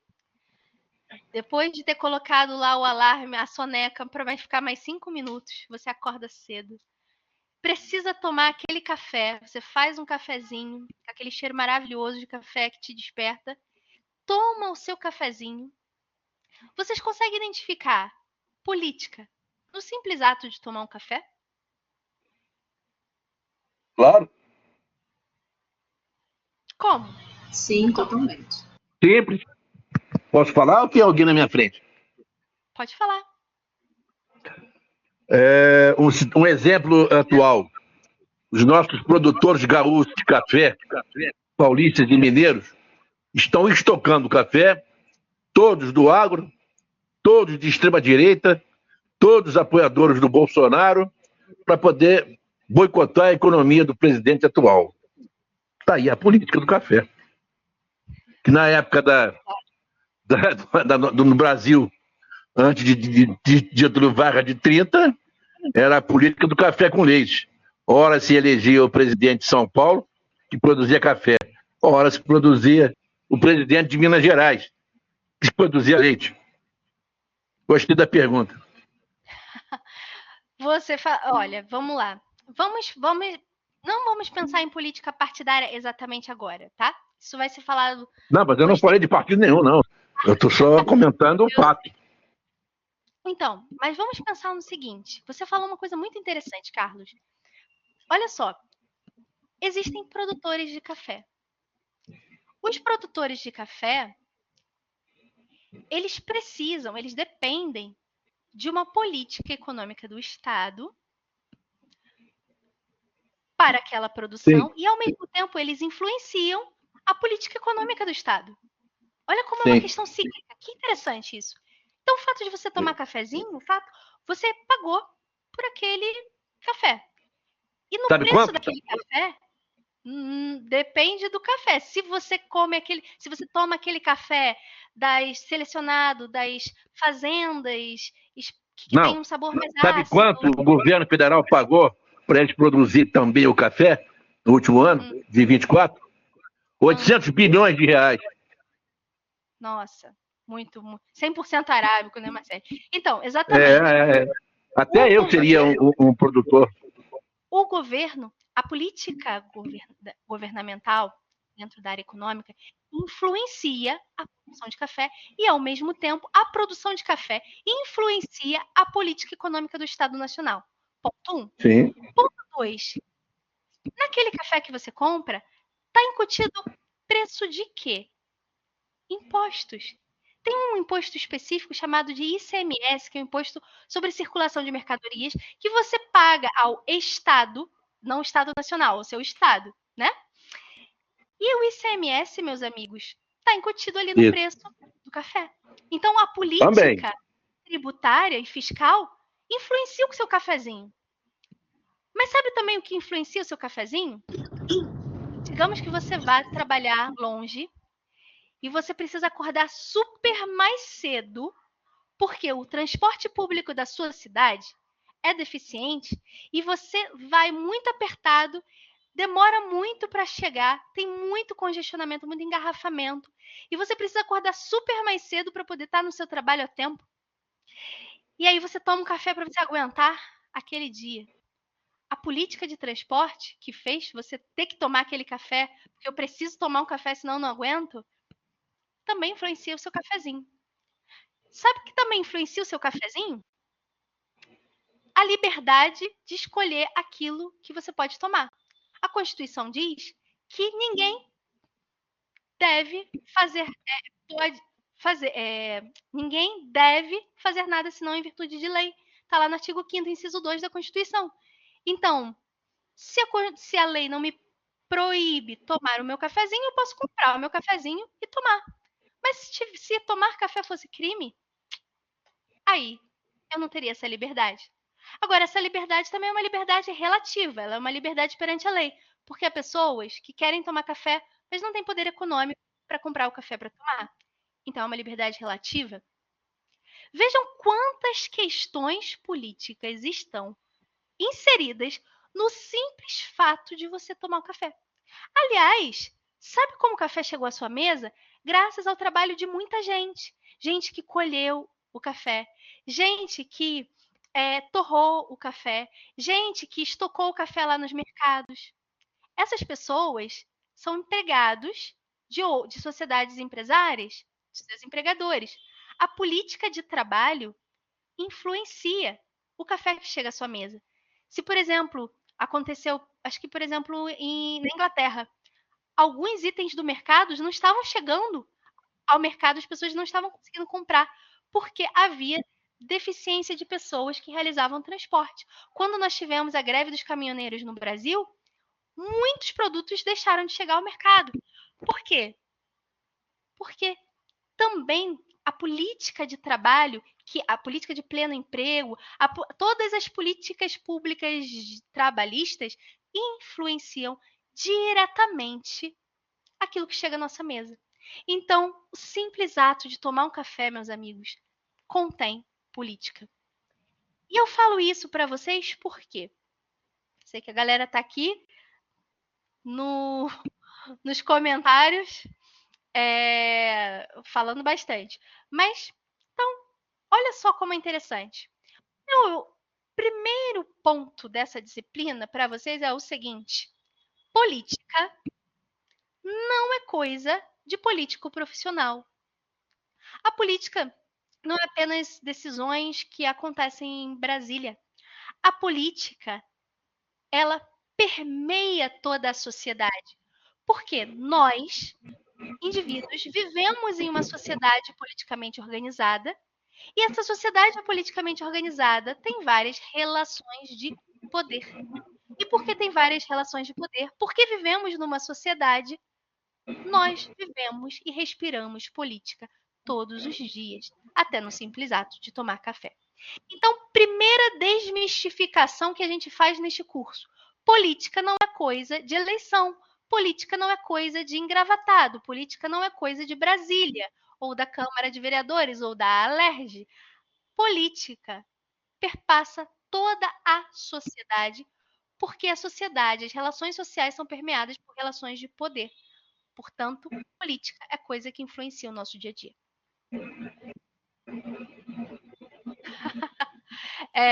Bem, gente, vamos continuar. Por isso, por causa disso,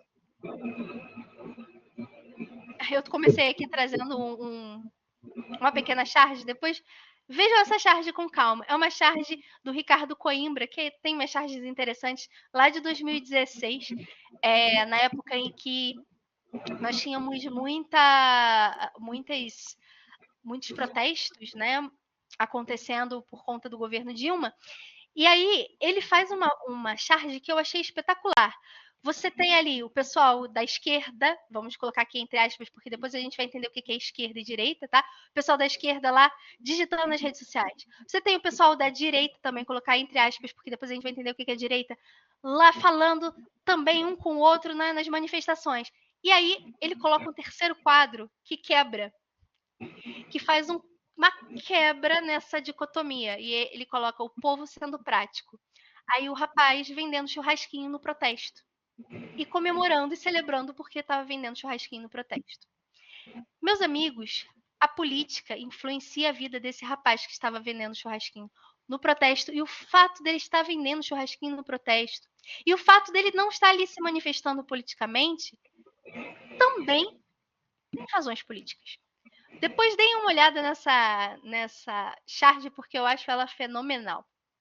Pois bem, meus amigos, tá bom. Se as nossas relações sociais são relações de poder, se nós vivemos e respiramos a política, até no ato de tomar um cafezinho, por que cargas d'água que nós vivemos numa sociedade politicamente organizada? Por que o ser humano resolveu viver junto? Se a gente tem dificuldade, se a gente não gosta de fulano, se a gente tem dificuldades com Beltrano, por que a gente vive numa sociedade? Antes da gente responder essa pergunta, a gente precisa entender o que nós somos dentro dessa sociedade. Nós somos pessoas dentro de uma sociedade politicamente organizada. Mas o que é ser pessoa? O conceito de pessoa não foi o mesmo ao longo do tempo.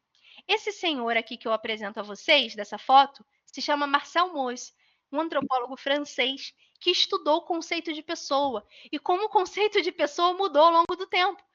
Meus amigos, nem toda a sociedade ao longo da história pensava a pessoa como um ser individual, com a sua personalidade, com os seus gostos, com os filmes que mais gosta na Netflix, com as suas opiniões nas redes sociais. Não, nem toda sociedade organizada ao longo da história pensava a pessoa da mesma maneira.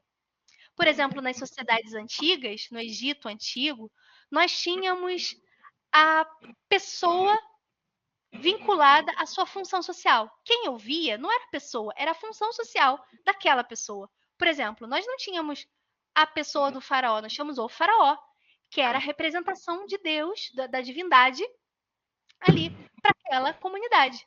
E nós tínhamos a figura do sacerdote, que era o intermediário entre Deus, as divindades e a comunidade. O sacerdote não era visto como uma pessoa, com suas preferências, com seus gostos, com a sua individualidade, com a sua subjetividade. Não. Ele era visto de acordo com a sua função social. Depois, na Grécia e na Roma antigas, a pessoa também não vai ser vista como nós vemos hoje. Os indivíduos eram vistos se eles eram cidadãos ou não eram cidadãos. Se eles participavam ali na ágora, no espaço público, dos debates e das decisões políticas, ou se eles não podiam participar. A sociedade era rachada, era dividida entre aqueles que podiam participar e aqueles que não podiam participar. Quem eram os cidadãos na Grécia e na Roma antigas? Os homens, vocês vão estudar isso em História do Direito. Por exemplo, os homens patriarcas, eles tinham o pátria potestas, o poder patriarcal de até de vida ou morte sobre seus filhos, sobre a sua esposa, sobre todos os demais da sua família, sobre os seus escravos. Isso é muito interessante, é uma forma de organização social diferente que se reflete no direito romano que vocês vão estudar lá em História do Direito. E o homem, que era nacional, ele tinha que ser grego ou romano, né, no caso da Roma Antiga, ele tinha que ser livre, escravos não eram cidadãos, e ele precisava estar apto a participar dos debates públicos. Ele não poderia, por exemplo, ter sofrido nenhuma pena. A pena mais grave era a pena de ostracismo, que era você simplesmente isolar uma pessoa da sociedade. Por quê? A pessoa não existia pela sua individualidade, ela existia enquanto cidadão. Ela existia se ela conseguia participar do debate público. O mundo era dividido em mundo, claro, grego e romano, tá? A gente não está falando de outros lugares, porque Marcel Mauss estuda exatamente a história que parte ali da Europa. Na Grécia e na Roma antigas, os cidadãos, sim, contavam e eles podiam participar do espaço público. E os não cidadãos eram as mulheres, os menores de idade, os escravos, as pessoas que não eram nacionais, que eram de povos conquistados, enfim, que não eram cidadãos romanos, não eram cidadãos gregos. Havia esse recorte. Sabe quando nasce a ideia de pessoa como um indivíduo, como nós conhecemos hoje? Na Idade Média. É na Idade Média que nasce a ideia de que todos nós somos indivíduos, com a nossa própria personalidade, com os nossos gostos, aquilo que tanto a sociologia quanto a psicologia vai chamar de subjetividade, quem nós somos. É na Idade Média, com a doutrina católica, que nasce a ideia de indivíduo com a sua individualidade como pessoa. Por quê? Porque, de acordo com a doutrina católica, cada pessoa é uma unidade moral, é responsável pelos seus próprios atos, é responsável pelos atos bons e pelos atos maus que faz. É, portanto, uma unidade moral. Então, a noção de pessoa, como nós conhecemos hoje, nasce na Idade Média. E depois ela vai se desenvolvendo com a Revolução Científica e depois com o surgimento da psicologia, da psicanálise, a ideia da construção da psique humana, né? Como uma unidade, vai se desenvolvendo até que hoje é muito simples eu olhar para uma pessoa e falar, olha, é uma pessoa, com seus gostos, sua personalidade, sua subjetividade. Então, nem sempre nós vimos pessoa da mesma maneira. Pois bem, hoje nós entendemos que pessoas têm ali a sua unidade psíquica, moral, sua individualidade. E essas pessoas resolvem se juntar numa sociedade que é organizada de forma política, que é organizada com base em relações de poder. Por que nós fazemos isso, meus amigos? Por que será que nós nos reunimos em uma sociedade politicamente organizada? E eu digo a vocês, a gente só se reúne numa sociedade politicamente organizada graças a um elemento. Só existe um elemento que nos faz vivermos com os outros, que se chama linguagem, comunicação. Sem a linguagem, nós não conseguiríamos viver juntos. Sabe por quê? Porque eu não estou na cabeça de vocês. Eu tenho meu cérebro, eu estou pensando, eu estou falando aqui uma porção de coisa e eu estou esperando, tenho aqui a legítima expectativa de que vocês estão entendendo o que eu estou falando. Mas eu não estou no cérebro do Bruno, do Rogério, do Luan, da Thaís, do Carlos, para poder saber se realmente vocês estão entendendo aquilo que eu estou falando. Eu estou me comunicando com vocês e esperando que vocês estejam me entendendo. Eu estou entendendo o que a senhora está falando. Que bom. Por quê? E por que você está entendendo, Carlos? Por causa da linguagem. É por causa da comunicação que a gente consegue viver junto. Senão cada ser humano viveria isolado. Como é que a gente consegue viver junto sem a comunicação? A sociedade só existe por causa da comunicação. E essa comunicação, essa linguagem, não é apenas a linguagem verbal, tá? A gente tem a linguagem verbal, que tem lá seus símbolos, seus significados. Quando eu falo cachorro, cachorro é um símbolo que tem um significado, e claro, um significado dentro de um contexto. Se eu falo cachorro, olha só o meu cachorrinho, meu pet, é uma coisa. Se eu chamo alguém de seu cachorro, é outra coisa, porque o contexto muda. Então, a linguagem verbal nos permite viver em sociedade, mas a linguagem não verbal também nos permite viver em sociedade. Vou dar alguns exemplos de linguagem não verbal para vocês. Os nossos gestos, a nossa roupa, a forma como nós nos portamos, a chamada etiqueta. Para trazer para o mundo mais jurídico, se você vai a um tribunal do júri, você vê que a cor da faixa dos personagens determina quem eles são. O membro do Ministério Público tem uma faixa vermelha, o juiz tem uma faixa branca, tudo aquilo, o próprio culpado, o acusado, ele chega ali com a cabeça baixa. O juiz se senta num tablado, se senta superior a todos os outros. Por quê? Tudo aquilo são símbolos que estão comunicando coisas. É a comunicação acontecendo na sociedade.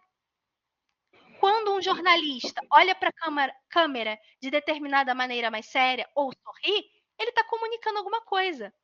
Quando nós passamos por alguém na rua e nós desviamos o olhar quando nos aproximamos, não sei se vocês fazem isso, eu costumo fazer. Sim, se a pessoa está se aproximando de mim, eu vejo que ela não representa nenhum perigo, eu vou e desvio o olhar porque eu não quero ficar encarando. Porque vamos pensar assim, nossa, que pessoa estranha que fica me encarando aqui, por que está me encarando, né? Tem um autor que fala sobre isso. Por que quando nós passamos por uma pessoa na rua, geralmente a gente desvia o olhar? A gente desvia o olhar para a gente comunicar que a gente não é uma ameaça para aquela pessoa. Por outro lado, se você se sente ameaçado, a primeira coisa que você faz é olhar para a pessoa. O olhar comunica. Tanto é assim que tem a galera ali, o Vitor do Metaforando, tem aquela série Lie to Me, Minta Pra Mim, né? Que fala justamente sobre as nossas microexpressões faciais, como isso comunica. A nossa roupa comunica muita coisa. Você comprou uma roupa de marca, você está comunicando alguma coisa. Você usa uma determinada bolsa, você usa determinada maquiagem, ou você não usa, você está comunicando alguma coisa.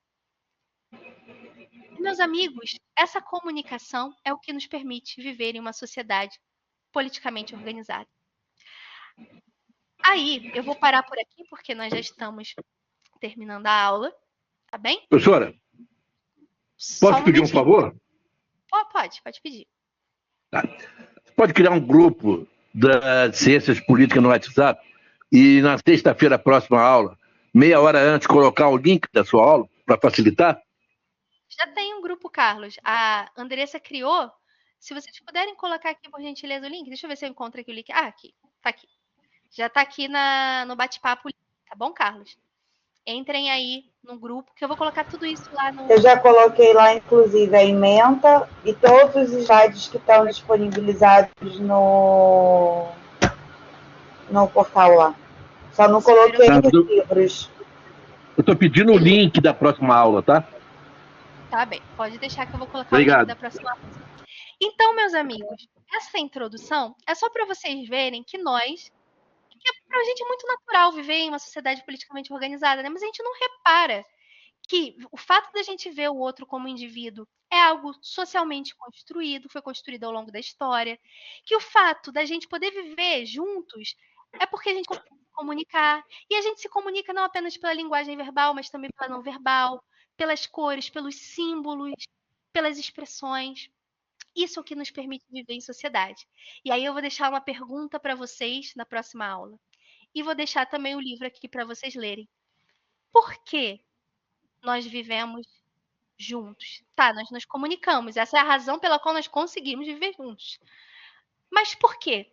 Isso é natural, instintivo humano, vem da nossa natureza, quase como um instinto de fato, ou foi uma decisão humana? O ser humano racionalmente escolheu viver em uma comunidade politicamente organizada.